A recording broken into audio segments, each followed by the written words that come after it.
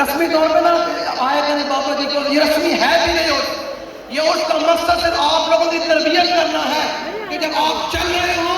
کسی شہر میں چل رہے ہو، کسی ملک میں چل رہے ہو، تو لوگ دیکھ کر کہیں کہ یہ محمد عربی کا غلام جا رہا ہے، لوگ دیکھ کر کہیں کہ حضور کا غلام جا رہا ہے، لوگ دیکھ کر کہیں کہ لبیک والا جا رہا ہے، لوگ دیکھ کر کہیں کہ یہ وہ مرد جا رہا ہے جس کی تربیت امیر مجاہدین نے۔ سمجھ آ رہی ہے آپ کو میری بات؟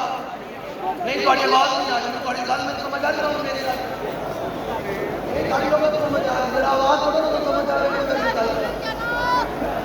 سمجھ آ رہی میری گل؟ سمجھ آ رہی ہے آپ کو میری بات؟ بالکل آپ نے جب تربیت ذکر ہے، جب نعمان بن مقرن یسجر کے دربار میں بیٹھے تھے تو بہت بڑے کھانے لگے ہوئے تھے،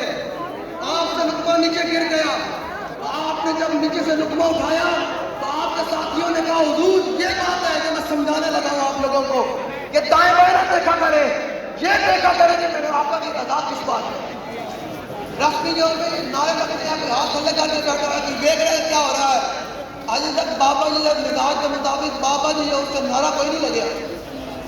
ابھی ہم نے آپ سے نعرہ لگوانا ہے، میں تھوڑے کو نعرہ لگوانا ہے تو جنہیں کوئی ہے نا کوئی ڈھیلا آدمی تو تگڑا ہو جائے، میں پہلے بات سننے لگا اپنے آپ سے باہر ہو کر،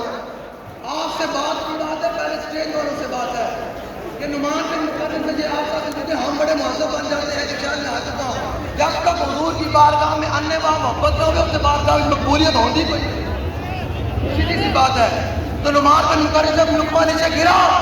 تو نعمان بن مقرن نے جب نیچے سے لقمہ اٹھایا تو ساتھیوں نے کہا حضور یہ لوگ کیا کہیں گے کہ اس کو اتنے زیادہ کھانے پڑے تو نیچے سے اٹھانے کی کیا ضرورت ہے، تو آپ نے فرمایا اترکوا سنت رسول اللہ لحاظ الہمۃ،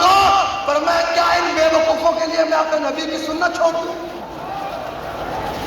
تو بات اتنی سی ہے کہ جب حضور کی بات آ جائے تو پھر آپ دائیں بائیں نہ دیکھا کریں، نہ جبہ و دستار دیکھا کریں، اور وہ لوگ جو حضور کی عزت پر تو باہر نہ